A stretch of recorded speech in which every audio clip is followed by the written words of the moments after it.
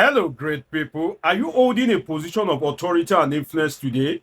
Always remember that power is transient. On this episode of Politics, I bring you what happened to Mamman Daura, the nephew of immediate past President Muhammadu Buhari. Right now, you see a video showing on your screen. That video is just a 17 seconds video, but it has a lot of lessons and it has a lot of meaning. And when I saw the video, I thought, who else can I share this with? And the lessons in the video, other than my fellow politicers. President Bola Ahmed Tinubu was at a function recently, and at that function, while he was passing by, Mamman Daura was around him, and the security agencies blocked Mamman Daura from walking along with the president. Now, if you don't know who Mamman Daura is, let me tell you, Mamman Daura is one of the close person, if not the most close person to the immediate past president, Muhammadu Buhari. During the reign of Buhari, you would have been hearing the word cabal, cabal, cabal, cabal. Oh, if you are wondering who the cabals are, Mamman Daura is one of the leaders of that cabal, or in fact, Mamman Daura can be called the main leader of the cabal itself, and you get to know that in a moment. So the video is playing on your screen now. If you miss it, don't rewind this video. Don't worry, I'll play the video multiple times so that you can actually see what happened while we think along together. So we'll be drawing lessons from the video and learning about life through what happened to Mamman Daura. You see, the cabal during the Buhari time gained prominence when the former president was very ill. And Nigeria was literally running on autopilot. You know, when the president usually traveled during the early days of his administration, he would transmit power to Yemi Osinbajo. But there was a time he traveled and Yemi Osinbajo became the superstar, became the shining star. And the Buhari cabal weren't happy with that because Buhari is more of the laid-back type. But Yemi Osinbajo was proving himself to be a presidential material at that point in time. So they stopped Buhari from transmitting power to Yemi Osinbajo whenever he wants to travel. You see, the cabal are the people that hold the president to ransom. In fact, the cabals are people that are given privilege or people that are appointed by the president himself. How else can I define a cabal for you like A for apple? Okay, let me put it this way, because I know most of you have no experience or knowledge about politics. So let's break it down.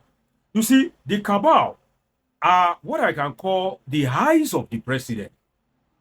The eyes of the president. They are the ones that see on behalf of the president. The cabals are the ears of the president.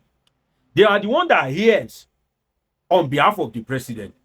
The cabals are the hearts of the president. They are the one that function, that make the existence of the president possible apart from God Almighty. The cabal are the nose of the president. They sniff on behalf of the president. They are also, this may surprise you, the brain of the president. They are the one that think, that reason for the president. The cabals are the people that if the president sees is comfortable. The cabals are the people that the president believes that we take the best decision and acts the best way possible on his behalf. So if the cabals are the eyes, the ears, the heart, the nose, and the brain of the president, that means the cabal are literally the president. So Mamman Daura was one of the cabal. In fact, the I can call him the strongest member of the cabal at that point in time. So who could have imagined that somebody that was in power indirectly, that was running the country with Buhari, could now be facing this kind of limitation at this point in time, less than 2 years that Muhammadu Buhari left office. Mamman Daura, the likes of Mamman Daura, Issa Fontua, this Ismaila Issa Fontua, these are the people that were truly in charge, that were the eyes, brains, and ears of the president. Should I tell you how Mamman Daura, how strong he is? You see, during the time of Buhari that they were going all out, using every means possible to track Nnamdi Kanu. It will take a Mamman Daura to end the case of Nnamdi Kanu. In fact, it's one of the easiest things for him to do. In the sense that if Nnamdi Kanu was lucky that one of his old uncles had attended maybe primary or secondary school with Mamman Daura, because while I was in secondary school, one of my friends was called Aruna. He's an Hausa Fulani guy. So if Nnamdi Kanu has an uncle that went to school with Mamman Daura, that uncle, if he says, have you forgotten? That is Kanu now that we used to go to their house, you know. Mamman Daura and Ismail Isa Fontua would end the case before Buhari, and before you know it, Nnamdi Kanu will be set free. That is how strong Mamman Daura is. If you want to know how strong Mamman Daura is, you will know that there was a point in time that Aisha Buhari was restricted, was limited, despite being the first lady. Who are the people that were limiting Aisha Buhari? Those people were allegedly the likes of Mamman Daura. That a first lady was even limited, was even restricted. These are the people. So you can now imagine that within an eye twinkle, he is now being, shoved aside by the same DSS that he literally controls.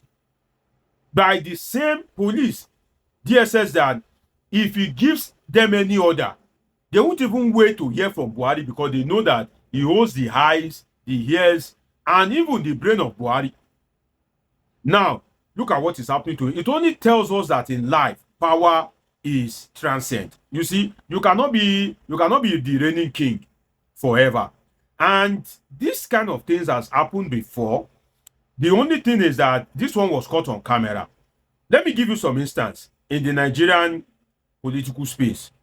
Goodluck Jonathan, the former president, it took him the handing over for him to realize that power is transient.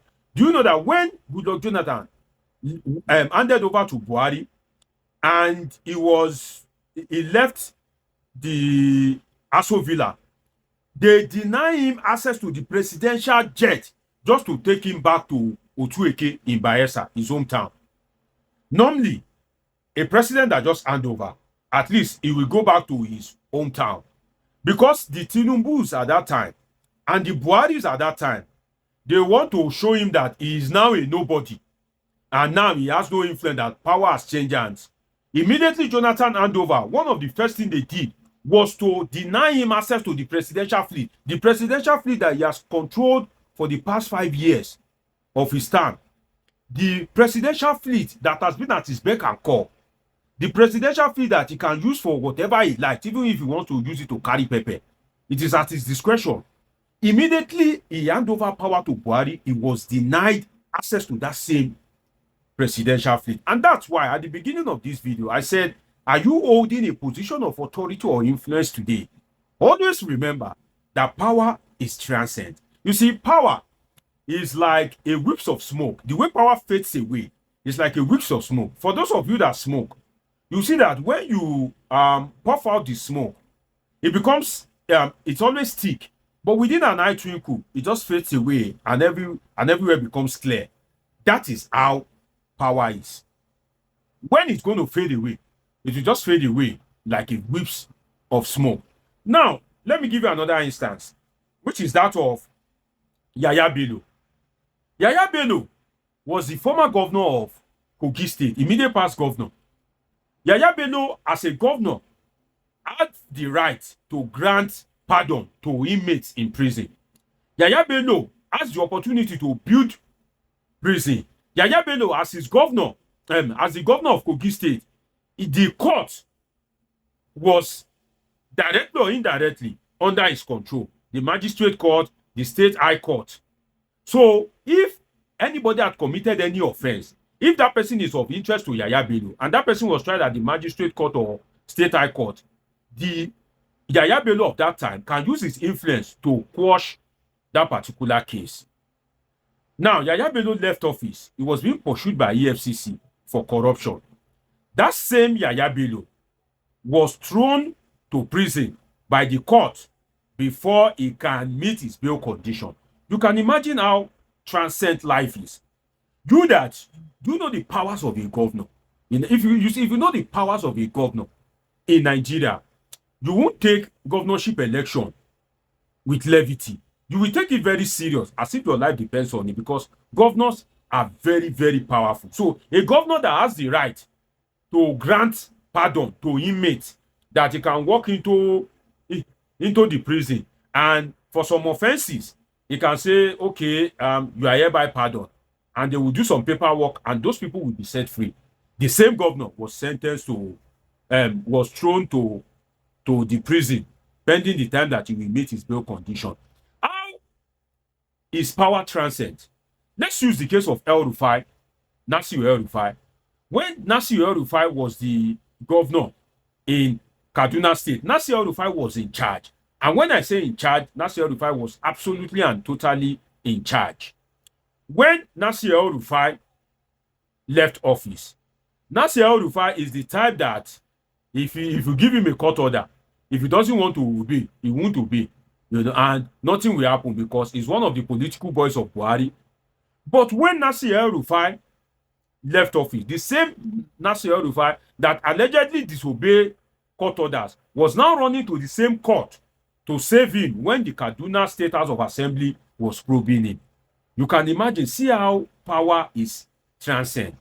How you will know again that power is transcend, and this life is vanity upon vanity, is that which of those security agents, which of those security guys that you can see in this video, we say they don't know Mamman Daura.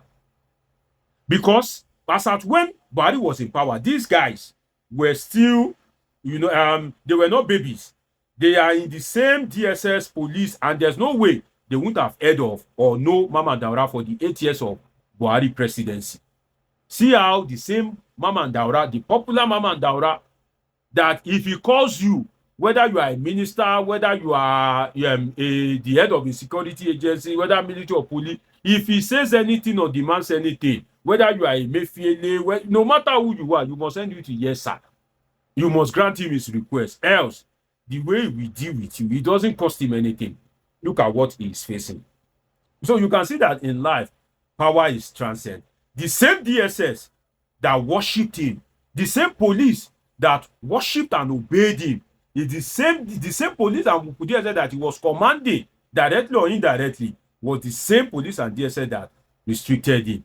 So there's a lesson for me, there's a lesson for you, there's even a lesson for Tinubu himself, because he's in power today and nothing lasts forever. And this is also a lesson for the Tinubu boys, that you are in power today, but nothing lasts forever. So live life well, create an equitable and just society, so that when you are not in power, you can also be comfortable, and the equity and justice that you created in that society, you can also be a beneficiary of it when you are not in power. It's been an interesting time with you on this episode of Politing with Dr. Omoshola Deji. Dr. Deji is a political scientist with a PhD in political science, and this is where we relax to analyze politics and happenings in the polity. Do want to subscribe, turn on your notification button, catch up with my past videos, and of course, I have great, interesting videos coming your way. Till I see you again, always remember that I love you all sincerely.